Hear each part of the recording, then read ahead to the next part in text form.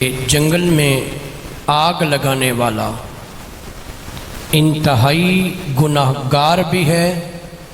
اور اللہ کے غضب کا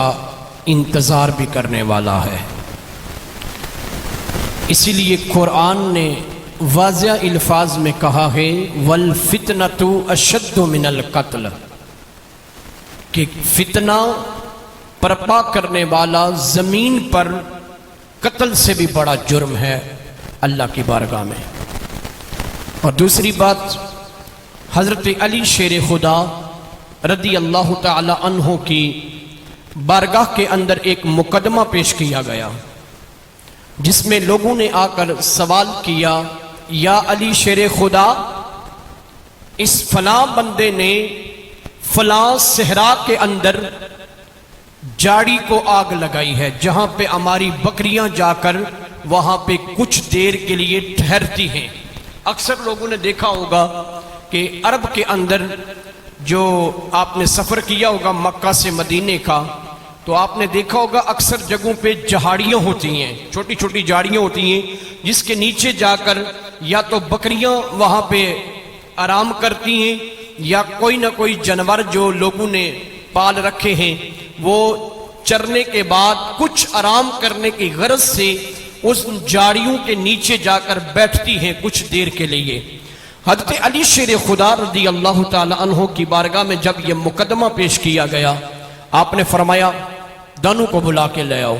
جب دونوں فریقوں کو بلایا گیا تو حضرت علی شیر خدا نے پوچھا، یہ تو بتاؤ کیا تم نے آگ لگائی ہے؟ اس نے کہا مجھ سے غلطی ہو گئی، میری ان کے ساتھ کوئی ذاتی دشمنی تھی جس وجہ سے میں نے ان جاڑیوں کو آگ لگا دی۔ حضرت علی نے اس دوسرے فریق کو کہا کہ اس کے خلاف کوئی گواہ بھی پیش کرو۔ جب دو گواہ بھی پیش ہوئے تو حضرت علی نے فیصلہ فرمایا کہ اس بندے کو جس نے جاڑی کو آگ لگائی ہے، آپس میں مخالفت کی وجہ سے اس بندے کو 25 کوڑے مارے جائیں۔ کتنے کوڑے مارے جائیں؟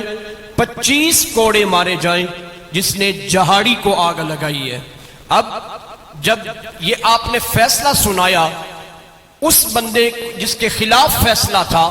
اس نے اس دوسرے کے جس کے ساتھ اس کا مقدمہ تھا اس کے پاؤں کو ہاتھ لگا کے کہتا ہے مجھ سے غلطی ہو گئی، معاف فرما دو، اگر تو معاف کر دے گا تو یہ فیصلہ واپس لیا جائے گا۔ تو جب وہ زارو قطار رونے لگا تو جس کے ساتھ اس کا معاملہ تھا اس نے کہا، یا علی شیر خدا، میں اللہ اور اس کے رسول کو حاضر و ناظر رکھ کے کہتا ہوں کہ میں نے اسے معاف کر دیا، آپ بھی اسے معاف فرما دیں۔ حضرت علی شیر خدا رضی اللہ تعالی عنہ، آپ بڑے جلالی تھے، آپ کا چہرہ سرخ ہو گیا۔ آپ نے فرمایا تو نے اسے معاف کر دیا ہے، لیکن جس جاڑی کو اس نے آگ لگائی ہے اس کے اندر جو اللہ کی مخلوق جل کے راکھ ہو چکی ہے، اس کی معافی کون دے گا؟ وہ معاف کس طرح کرے گی جو وہ مخلوق اس نے جلائی ہے؟ تم نے تو اپنی بکریوں کی خاطر، جو تیری بکریاں وہاں آرام کرتی تھی، اس جاڑی کو اس نے جلایا، مقدمہ میرے پاس تم لائے، لیکن جو وہاں پہ اللہ کی مخلوق وہاں پہ جل کے جو بسم ہو چکی ہے،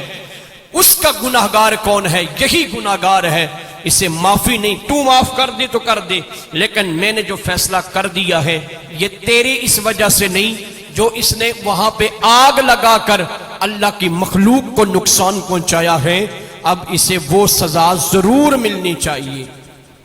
پتہ یہ چلتا ہے کہ اگر ایک جاڑی کو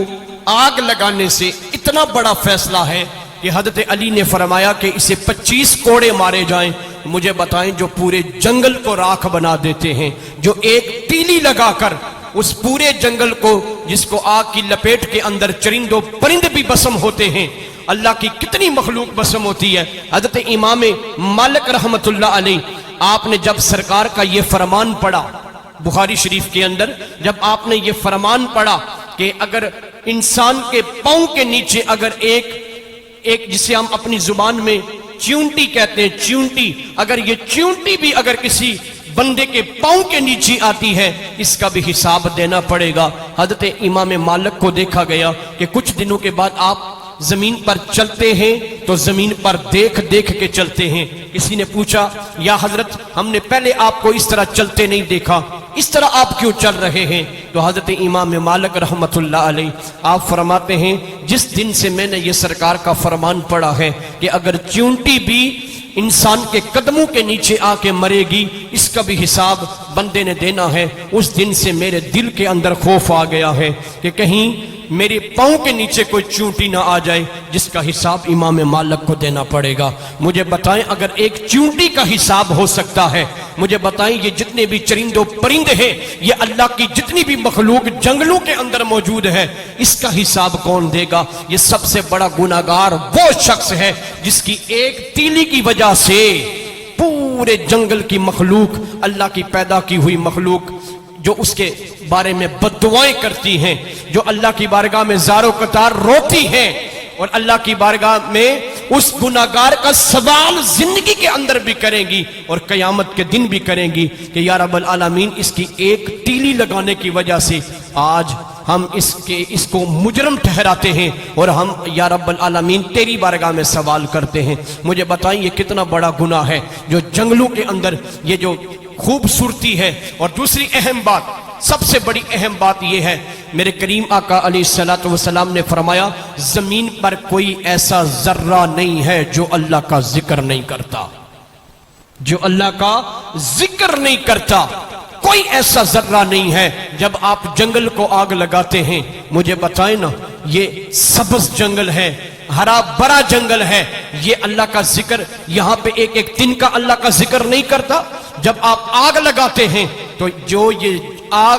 لگنے کی وجہ سے یہ جو اللہ کا ذکر کرتی کرتی ایسی چیزیں بسم ہو جاتی ہیں, اس کا جواب کون دے گا؟ اس کا جواب بھی وہی دے گا جس نے زندگی کے اندر ایسا عمل کیا ہوگا. میرے دوستوں, میرے ساتھیوں اور بزرگوں, یاد رکھو یہ جمعے کا خطبہ یہ ایک ہی درس دے رہا ہے ہمیں, یہ بار بار, اور قرآن کی آیہ مقدسہ جو میں نے شروع کے اندر پڑھی ہے